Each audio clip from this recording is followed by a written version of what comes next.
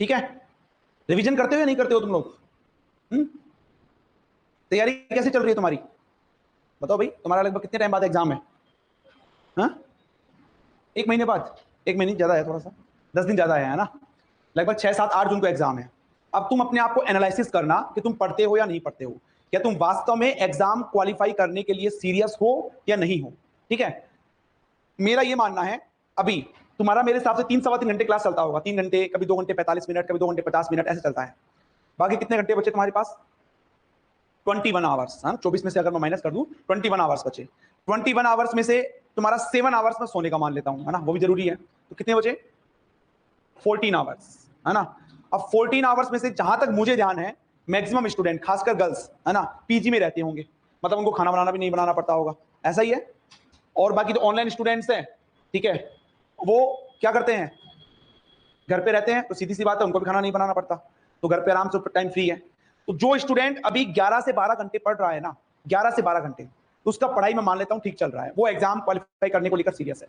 और जो 10 से कम घंटे हैं जिसके, वो ये मान के चलो, मेरे हिसाब से तो ये होना चाहिए कि अगर 10 से कम घंटे तुम पढ़ रहे हो ना, तो आज ही जाके बैग पैक करो और पैक करके घर चले जाओ। ठीक है, बाकी तुम सोचना, क्योंकि यहाँ पे रह रहे हो तो सीधी सी बात है, पर मंथ आप रेंट भी दे रहे होंगे, पीजी में खाने वाने का भी दे रहे होंगे, ठीक है, तो 10-12 हज़ार रुपए खर्चा आ रहा होगा घर वालों का, आ रहा है नहीं आ रहा? अब तुम चेक करो अपने आप को कि तुम वास्तव में एग्जाम को लेकर सीरियस हो या नहीं हो। ठीक है, अगर तुम्हें रात को लेट तक जग के नहीं पढ़ा जाता, तो सुबह जल्दी उठिए। सुबह अगर तुम 4 बजे उठ जाते हो, 4 बजे का मतलब रात को 10 बजे सो जाओ, सुबह अगर तुम 4 बजे उठ जाते हो, तो अपनी क्लास 8 बजे स्टार्ट होती है, ठीक है, 8 बजे तुम्हें यहाँ पे आना होता है, चलो 1 घंटा मैं हटा देता हूँ, 7 बजे मान लो, तो 3 घंटे तुम बहुत अच्छे से पढ़ाई कर सकते हो, बहुत अच्छे से तुम रिवाइज कर सकते हो पूरी क्वांटम का अभी तक जो आपने पढ़ा हुआ है। ठीक है, जो सब्जेक्ट्स पीछे पढ़े हुए हैं तुम उसका तुम बार बार रिवाइज कर सकते हो। ठीक है, तो अपने आप को चेक करो कि तुम कहां पे हो कहां पे नहीं हो, है ना। ये नेट का एग्जाम है और ना ऑल ओवर इंडिया एग्जाम होता है। आजकल तो जो स्टेट लेवल पे भी जो एग्जाम होता है ना, उसमें बहुत ज्यादा कंपटीशन होता है। जिन्होंने फर्स्ट ग्रेड वगैरह का एग्जाम दिया होगा या सेट का एग्जाम दिया होगा, उनको पता है, उनको उनसे पूछो, ठीक है ना। तो तुम तो नेट का एग्जाम दे रहे हो, आजकल हर जगह स्टूडेंट्स कोचिंग ही ज्वाइन करता है, तो इसका मतलब कंपटीशन तुम्हें पता है कहां पे है। अगर हमें उनसे आगे निकलना है तो कुछ अलग करना होगा ना, सीधी सी बात है, कुछ अलग तरह से पढ़ाई करनी पड़ेगी, कुछ अलग तरह से स्ट्रेटजी रखनी पड़ेगी, ठीक है, तब जाके आप एग्जाम क्वालिफाई कर सकते हो। तो आप देखो अपने आप को कहां पे हो कहां पे नहीं हो, है ना। कोई किसी को लगता है कि हाँ सर मुझे तो मेरी बहुत शानदार पढ़ाई चल रही है, तो मेरे पास आओ ना, ठीक है, कौन मना कर रहा है, एक बार मेरे पास आओ, मैं बताऊंगा कि शानदार चल रही है नहीं चल रही है। तुम्हारे हिसाब से तो बहुत शानदार चल रही है, समझ रहे हो। टेस्ट में नंबर आ जाते हैं, इसका मतलब ये भी नहीं है कि तुम्हारी बहुत अच्छी पढ़ाई चल रही है। अच्छा, आज तुम्हारा टेस्ट है, अब क्या टेस्ट को लेकर तुम वास्तव में सीरियस हो, या तुमने वास्तव में एक बार, आज जैसे मैंने बताया कि कम्युनिकेशन रिलेशन तक आपका टेस्ट होगा, तो वहां तक रिपीट करके, रिवीजन करके, याद करके फॉर्मूलाज को आए हो या नहीं आए हो। और वैसे ही अगर टेस्ट देना है तो कुछ फायदा ही नहीं है ना उसका, ठीक है ना।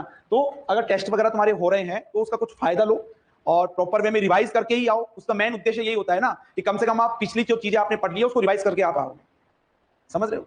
तो देखो अपने आप को एनालिसिस करो कि आप कहां पे हो कहां पे नहीं हो, क्या वास्तव में आप एग्जाम क्वालिफाई कर सकते हो या नहीं कर सकते हो।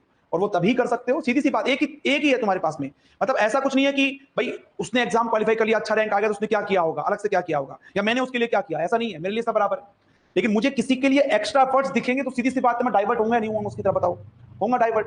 भाई मुझे लग रहा है कोई स्टूडेंट है जो नए नए क्वेश्चंस लेके आ रहा है, या फिर कोई डाउट पूछ रहा है, और कोई आके मुझे बोलता है कि सर आपने क्वांटम में यहां तक पढ़ा दिया है, मेरे से कुछ भी पूछ लो आप, तो मेरे लिए अपने आप ही एक्स्ट्रा एफर्ट्स बढ़ जाएंगे उसके लिए। ठीक है, तो अपने आप को कुछ मेरे लिए, मेरे सामने ऐसा कुछ करो कि हाँ वास्तव में कि तुम्हारी बहुत अच्छी पढ़ाई चल रही है, और वो फिर मैं ट्राई चेक करूंगा कि वास्तव में तुम्हारी पढ़ाई अच्छी चल रही है, तो कुछ एक्स्ट्रा तुम्हें प्रोवाइड करवाएंगे, समझ रहे हो ना। लेकिन ऐसा नहीं होना चाहिए कि मैंने यहाँ पे नोट्स बनवा दिए, आपने नोट्स बना लिए, चलो 6 महीने तो अपन नोट्स बनाते हैं अच्छे से, और फिर अगले 6 महीने में हम एग्जाम क्वालिफाई करेंगे, ऐसा नहीं कर पाओगे। जो हमारे एफर्ट्स होते हैं ना, वो स्टार्टिंग के 6 मंथ में ही लगते हैं मैक्सिमम एफर्ट्स, उसके बाद में एफर्ट्स धीरे धीरे कम होते जाते हैं। और मुझे पता है मैक्सिमम स्टूडेंट तो क्या करेंगे, एग्जाम हुआ ना और यहाँ से घर के लिए रवाना हो गए, वो एग्जाम क्वालिफाई भी नहीं कर सकते, मतलब बहुत कम चांसेस होते हैं। यहाँ पे जयपुर में आए हो, इतने पैसे लगा रहे हो, तो कम से कम जब तक एग्जाम क्वालिफाई नहीं होता है यहीं पे रुके रहो, कहीं मत जाओ, ठीक है। और 100% तुम करोगे अगर तुम्हारे वास्तव में एफर्ट्स एक अच्छे एफर्ट्स है क्वालिफाई करने के, वास्तव में एग्जाम को लेकर सीरियस हो तो।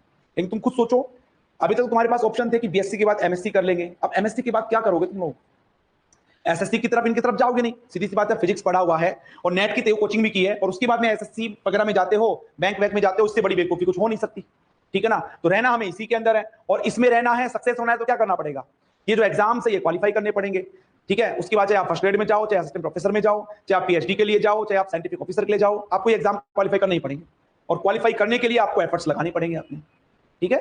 तो भले ही आपको ये 2 महीने 3 महीने ऐसे लगे, लेकिन 2 से 3 महीने बाद में, 4 महीने बाद में आपके सामने एक विकट समस्या खड़ी हो जाएगी कि अब क्या करें।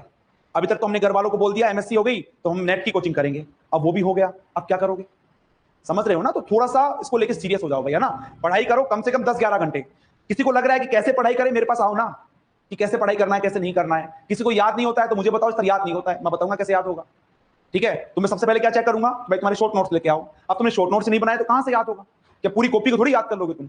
शॉर्ट नोट्स तो याद कर पाओगे तुम, कोई फॉर्मूला याद कर पाओगे ना। वही चीजें हैं, एफर्ट्स दिखाओ अपने। ऋषभ बोल रहे हैं सर रिपीट करो।